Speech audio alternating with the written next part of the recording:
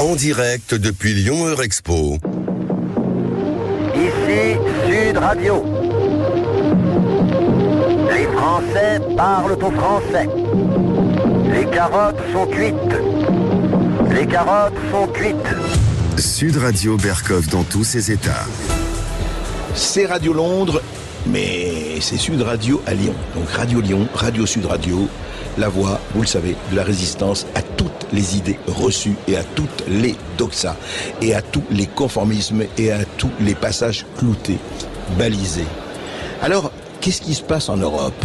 Alors vous avez vu que apparemment toute l'Europe, il se dit est-ce qu'on va faire la guerre, est-ce qu'on va entrer en guerre ou pas entrer en guerre. Alors les bruits de bottes s'accumulent.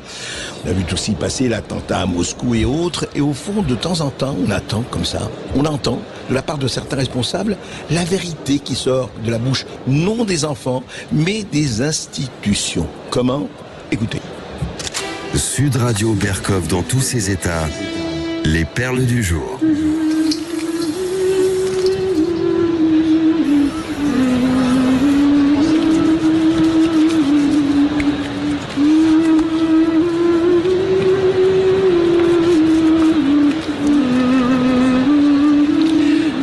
Entendez cette voix douce, cette voix divine, eh bien vous savez de qui c'est ?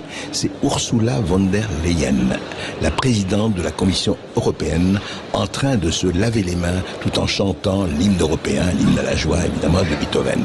Alors ce n'est pas Ponce Pilate, c'est Ursula von der Leyen. Alors qu'est-ce qui se passe ? Au nom de l'Europe, que doit-on faire ? Alors il y a, vous savez, la polémique fait rage, certains disent non, mais ça ne nous concerne pas, l'Ukraine n'est ni dans l'Union européenne ni dans l'OTAN, d'autres disent non, mais vous êtes des égoïstes, demain ce sera notre tour, si nous ne participons pas d'une manière ou d'une autre, évidemment, soldats ou pas soldats. Et puis de temps en temps, on entend quelque chose, notamment, alors ce n'est pas un sous-fifre, c'est le chef de la diplomatie de l'Union européenne. C'est monsieur Borrell, monsieur Josep Borrell, qui a dit à CNN, la chaîne d'information américaine CNN, voici ce qu'il a dit hier. Écoutez. We cannot afford Russia win this war. Otherwise, the US and European interests will be very damaged. It's not a matter of generosity alone. It's not a matter of supporting Ukraine because we love Ukrainian people. It is in our own interest. It is also in the interest of the US as a global player, someone who has to be perceived as a reliable partner, a security provider to the allies. Va nous permettre que la Russie gagne cette guerre, sinon les intérêts américains et européens seraient mis à mal. Bon, c'est tout à fait sa thèse et la thèse partagée par beaucoup de gens. Mais ce qui est intéressant, c'est ce qu'il ajoute. Ce n'est pas seulement une question de générosité, non. Ce n'est pas une question de soutien à l'Ukraine parce que nous aimons le peuple ukrainien. Ah bon ? Alors c'est quoi ? Eh ben c'est dans notre propre intérêt. Et c'est aussi dans l'intérêt des États-Unis comme acteur mondial, celui qui doit être perçu comme un partenaire fiable, un protecteur pour la sécurité de ses alliés. Voilà comment la vérité sort de la bouche de monsieur Josep Borrell, président, affaires étrangères, chef de la diplomatie de l'Union européenne. Ça veut dire au fond, c'est dans l'intérêt des États-Unis que nous devons effectivement intervenir d'une manière ou d'une autre, et pas question que la Russie gagne cette guerre. Mais on est d'accord. Mais alors, attendez, la Russie ne peut pas gagner, l'Ukraine ne peut pas gagner, alors on fait quoi ? Qui gagne quoi ? Est-ce que vous avez remarqué que personne ne parle de négociation ? Personne ne parle de se mettre peut-être autour de la table et d'empêcher que déjà 500 000 morts et voire 1 million de morts ou de blessés demain ? Non. Ah non, c'est pas le moment de négocier. Non, pour le moment, il faut être sûr que la Russie ne gagne pas la guerre et que l'Ukraine, en tout cas, revienne dans ses frontières. Très bien, mais peut-être qu'on peut avoir ça par la négociation. Ah non, c'est pas le moment de négocier. Pour le moment, il faut se rebattre jusqu'au dernier Ukrainien ou jusqu'au dernier Européen, ou je ne sais pas. Voilà donc un témoignage, c'est intéressant, d'un haut hiérarque de l'Europe. Voilà, je laisse ça à votre jugement. Sud Radio Berkov dans tous ses états. Vous savez qui c'est Johnny, bien sûr, Johnny Hallyday, qui a repris le grand Elvis Presley. If you're looking for trouble, si vous cherchez la bagarre, eh bien voilà, c'est Johnny. Si vous cherchez la bagarre, eh ben la bagarre, elle est là. Et il y a eu hier, à l'Assemblée nationale française, au Palais Bourbon, un témoignage tout à fait étonnant. Parce qu'encore une fois, on parlait de violence et je regrette d'avoir autant de parler de violence, mais après, je vous promets, on parlera d'autres choses. Mais on ne peut pas ignorer la réalité. C'est pas en se cachant et en disant pas de vague qu'on ne parle pas de réalité. Eh bien, on a écouté le député Jean-Philippe Tanguy à propos des ingérences étrangères. Et voici ce qu'a dit en pleine Assemblée nationale Jean-Philippe Tanguy, qui est vice-président de l'Assemblée nationale. Voici ce qu'il a dit. Écoutez bien, parce qu'on s'est dit, voilà, un député, hein, c'est pas un citoyen lambda, ce n'est pas un professeur, ce n'est pas un proviseur, c'est un député français. Écoutez. Je sais aussi les pires moyens des ingérences américaines, puisqu'on m'a lancé ce sujet, je ne vais pas m'arrêter, chers collègues. Je sais aussi que vous pouvez rentrer chez vous un soir et que votre appartement a été visité par des forces mystérieuses. Je sais que vous pouvez rentrer chez vous une deuxième fois un soir et que votre appartement a encore été visité par des forces mystérieuses, que vos documents ont disparu, que vos ordinateurs ont disparu, mais que votre argent est resté là, que tout ce qui a de la valeur de votre argent est resté là. Et quand vous allez voir la police, on vous dit, mais c'est sans doute des gitans qui sont passés dans votre appartement, bien sûr, les gitans qui ont fait un feu de joie avec les documents que vous pouviez avoir. Je sais aussi qu'est-ce que ça peut faire, et mon collègue Thomas Ménager est là derrière moi, c'est lui qui m'a récupéré, qu'un soir, non mais ça peut vous intéresser peut-être, car c'est la vérité, chers collègues, qu'un soir, vous quittez le travail à 22h un samedi soir, et puis vous êtes pris dans une rue sombre, vous êtes agressé au couteau, vous êtes mis à terre, quelqu'un qui parle anglais vous enfonce sa lame dans la paupière en vous disant que si vous allez voir la police, il va vous tuer. Et voilà, ça vous fait rire? Ça vous fait rire? C'est ce qui m'est arrivé. Ça vous fait rire, c'est ce qui m'est arrivé. Alors je ne sais pas. C'est Jean-Philippe Tanguy, faut-il le croire, ne faut-il pas le croire, mais je ne vois pas quelqu'un dire ça comme ça en pleine Assemblée nationale s'il n'y a pas de bonne raison de le dire et la vérité. C'est-à-dire qu'aujourd'hui, il y a des gens qui arrivent et qui disent voilà ce qui m'arrive parce que je parle d'ingérence étrangère, etc. Et là, encore une fois, on ne peut que répéter, excusez-moi si je radote, dans quel pays on est? On dit qu'on est en démocratie. La démocratie, c'est de protéger son peuple. Tous les niveaux de son peuple, à toutes les strates. C'est ça? Je veux dire, un député qui peut être menacé, qui peut être cambriolé, sa maison peut être visitée, etc.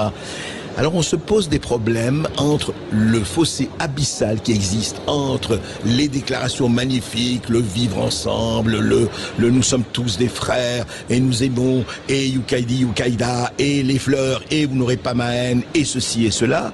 Et puis une réalité quand même, en tout cas, heureusement elle n'est pas répandue partout, mais elle existe et on se dit mais qu'est-ce qu'on fait? Qu'est-ce qui se passe? Où sont les colonnes vertébrales? Où sont les gens qui disent, écoutez, stop, encore une fois. Voilà, on vous a donné plusieurs exemples, hein, à tous les niveaux. Voilà ce que dit hier un député à l'Assemblée nationale. Il y a quand même un problème, et croire que ça ne peut pas nous arriver, et de dire, oui, mais ça concerne X et Y, c'est pas notre problème. Oui, c'est pas notre problème. Vous savez, la position de l'autruche, on sait très bien ce que c'est la position de l'autruche, hein, mettre sa tête dans le sable, et s'il vous arrive quelque chose, eh ben, il va aller mieux laisser sa tête hors du sable. Sud Radio Berkov dans tous ses états. N'est pas qui est hélas violente, bon, je le dis, mais c'est une histoire qui concerne quelque chose. Vous savez que le cinéma français, et c'est heureux, est très aidé par effectivement le Centre national du cinéma, aidé par les subventions, aidé par les Sofica, les Soficam, les télévisions, etc. Et c'est comme ça que le cinéma français, en tout cas, subsiste. Et c'est une bonne chose, encore qu'il y aurait beaucoup de choses à dire sur les critères de sélection. Mais je vous raconte cette histoire d'une réalisatrice qui est une réalisatrice très talentueuse, même si elle n'est pas très connue, Cheyenne Marie Caron. Eh bien, elle a fait un film en hommage au père Jacques Hamel. Alors, je ne sais pas si ça vous dit quelque chose, le père Jacques Hamel. Le père Jacques Hamel a été égorgé dans son église le 20 juillet 2016, dans son église de Saint-Étienne-de-Rouvray, en Seine-Maritime.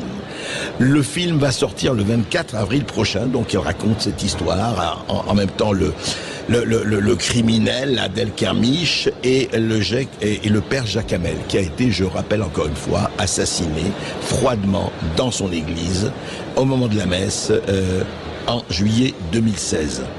Alors, que dit Cheyenne Marie Caron? C'est que là, elle a donc soumis son scénario à l'avance sur recette, au cinéma, etc.